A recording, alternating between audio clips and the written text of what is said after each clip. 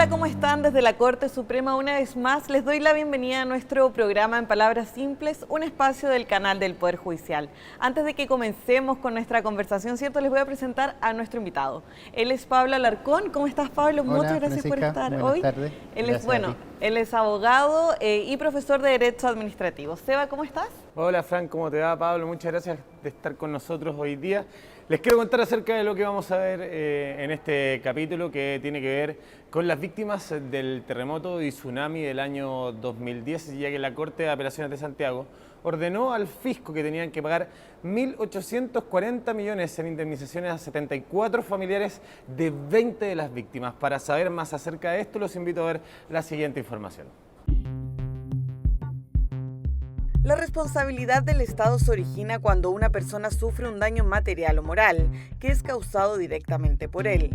Por ejemplo, cuando instituciones fiscales no cumplen con su rol ante desastres naturales. Si esto ocurre, el Estado debe responder e indemnizar los daños provocados, si así la justicia lo determina. Esta responsabilidad del Estado está determinada en la Constitución Política y en la Ley 18.575, Orgánica Constitucional de Bases Generales de la Administración del Estado.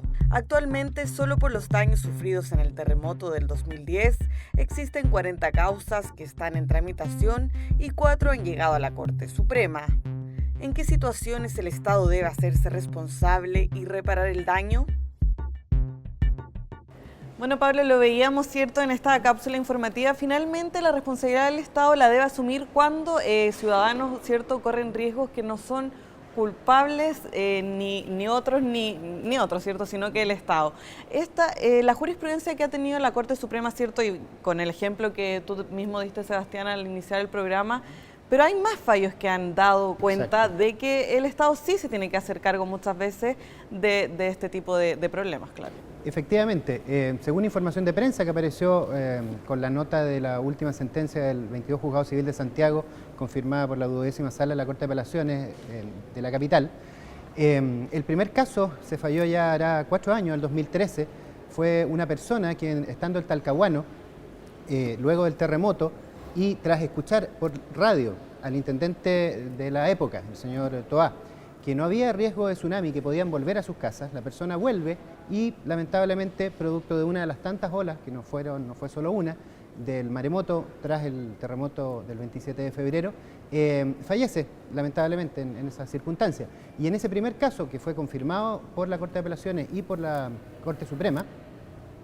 se acreditó efectivamente que había existido responsabilidad del Estado, en este caso del intendente, por un hecho que fue el haber dado el aviso de que no había riesgo de tsunami, sin considerar efectivamente todas las circunstancias de la compleja situación que se vivía. Claro, en este caso, ¿cierto?, fue el tsunami, también hay otro tipo de fallos, pero quería ir un poco más allá, quizás ampliar un poco el tema. ¿Cuándo finalmente el Estado tiene responsabilidad? A ver si nos podrías explicar un poco más. Bien, a ver, en términos simples, porque no es un tema pacífico en la doctrina. De hecho, la misma jurisprudencia de la Corte Suprema ha tenido una postura adoptada más o menos desde el año 2006 a la fecha, pero anterior a esa época, antes del 2006, el criterio era distinto en cuanto a los argumentos jurídicos para establecer la responsabilidad del Estado. Yendo al caso del tsunami y a todos los demás juicios que están pendientes, que son varios, cerca de 40 juicios pendientes, pocos han terminado ya con sentencias definitivas de la Corte Suprema, lo que está en juego aquí es determinar si el Estado actúa o no con falta de servicio. ¿Y por qué es relevante esto? Porque va a depender también de la demanda que efectúen las víctimas a través de sus abogados, los argumentos que den, porque, como decía al inicio, la doctrina no es pacífica al respecto, porque entienden de dos formas la falta de servicio.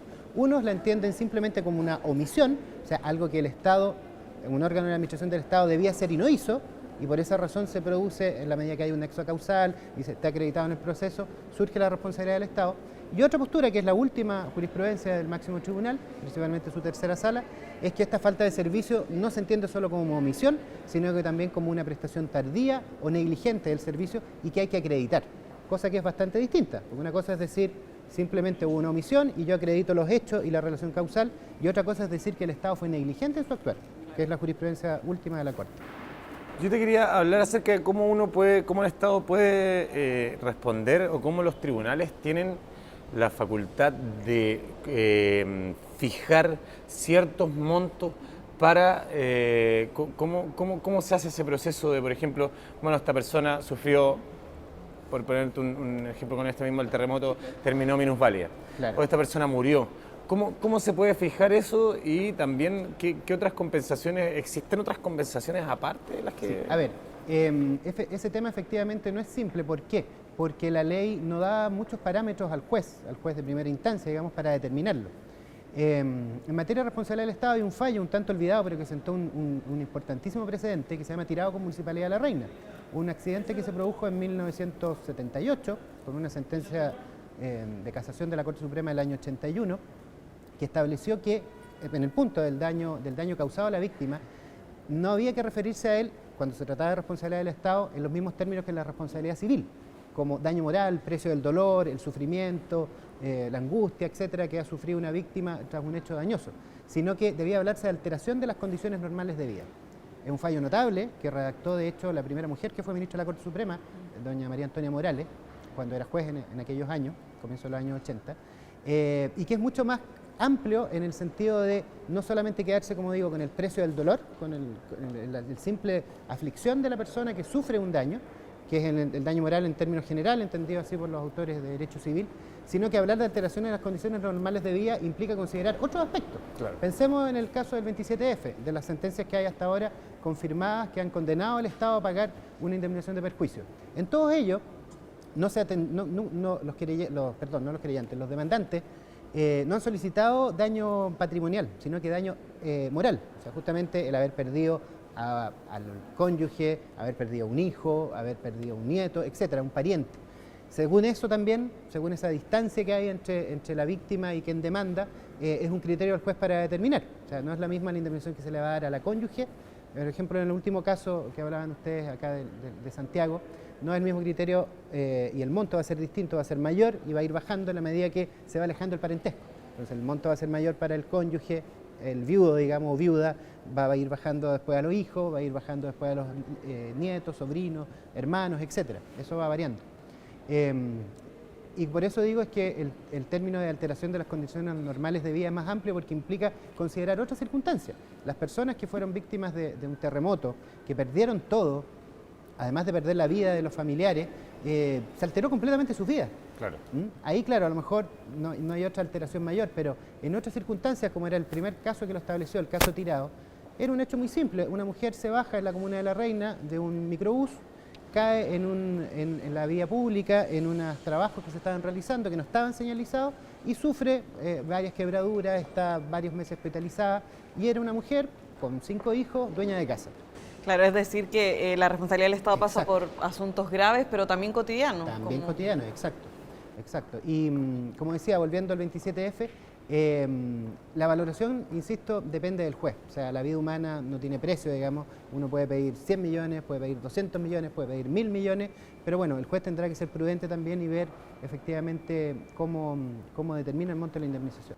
Igual es interesante este tema de que el fisco tenga que responder un poco por los errores que comete, sobre todo porque igual la gente muchas veces no sabe esto de que en realidad tiene ciertos derechos, porque bueno, hay tantos derechos en esto en día y la gente, la verdad que lamentablemente más encima sin educación cívica se hace tan difícil que ellos se logren enterarse de este tema.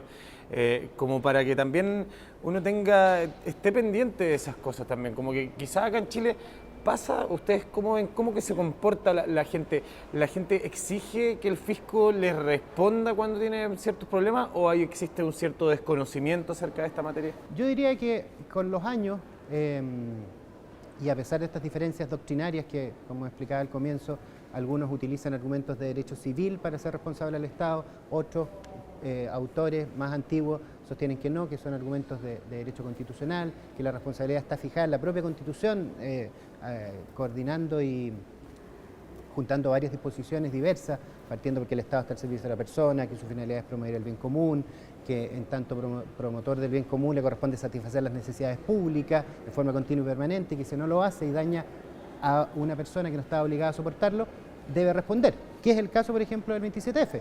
si no se da una alerta de tsunami, existiendo dos organismos que coordinadamente debieran trabajar y darla, ahí se produce justamente un daño que puede haber sido una lesión en la vida de una persona o en su integridad física, etc.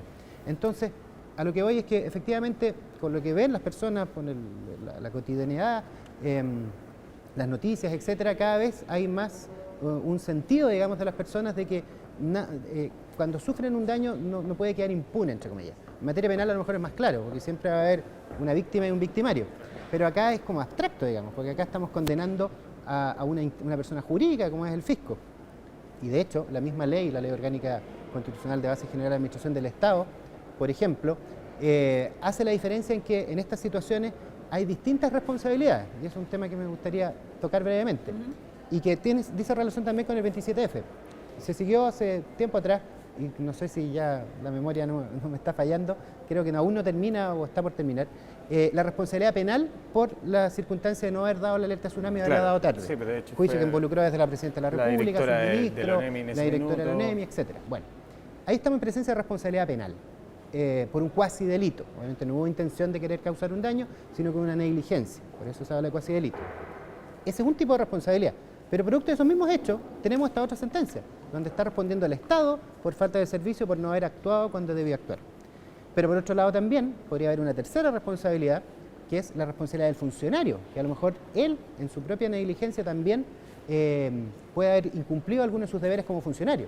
Y por ejemplo, quien debía dar la alerta y no la dio porque no estaba atento, porque no consultó las fuentes que correspondían, también incumplió un deber funcionario y también eso le puede generar responsabilidad. Y si es un funcionario, por ejemplo, del CHOA, le puede costar la baja de la Armada, por ejemplo. Claro, son un cúmulo de responsabilidades a partir de un mismo hecho. Hay otras consecuencias. Yo creo que lo más importante también es decir acá que lo clave que es las independencias de los poderes del Estado. Exactamente. O sea, es muy importante porque si no sería como yo sería juez y parte. En este caso existe esa diferencia para que la gente lo sepa de que no es que digan como, para que no digan como, ¿para qué voy a demandar al Estado si después los tribunales le van a dar la razón siempre al Estado? Claro, no, la cosa hay está un separada. tema también, no sé, podríamos decirlo sociológico, que afecta justamente a la responsabilidad del Estado, porque uno como abogado lo ve y cualquier ciudadano medio podría también enterarse. No le cabe en la cabeza que no sea de justicia que una persona que fue víctima de un tsunami y que escuchó a la autoridad que le dijo venga, no hay problema, no va a venir otra ola, y la persona se confía de eso y muere. No cabe en la cabeza de nadie que el fisco esté defendiendo una situación que parece como indefendible, porque los hechos son súper objetivos, son súper claros, en la medida que estén acreditados en el proceso. Claro. Entonces, ¿qué sucede? Ahí cómo entiende uno que el fisco en el fondo esté como defendiéndose de los ciudadanos, siendo que al revés, el Estado en general está al servicio de las personas. Claro. Y muchos de estos juicios a lo mejor se habrían terminado quizá antes de llegar a una sentencia definitiva, si el fisco, asumiendo que va a ser condenado, llega a una transacción con las personas, por ejemplo, y terminan con un acuerdo extrajudicial. Claro, perfecto. Perfecto, Pablo, te quería agradecer por estar hoy día en nuestro programa, Seba. Gracias, Fran. No sé si te gustaría agregar algo más. No, me quedó todo claro. Ya, perfecto. Entonces a ustedes los dejo invitadísimos a que sigan todas nuestras plataformas digitales del canal del Poder Judicial y también nuestra página web www.poderjudicialtv.cl. Muchas gracias y que estén muy bien. Que estén muy bien. Chao. Chao.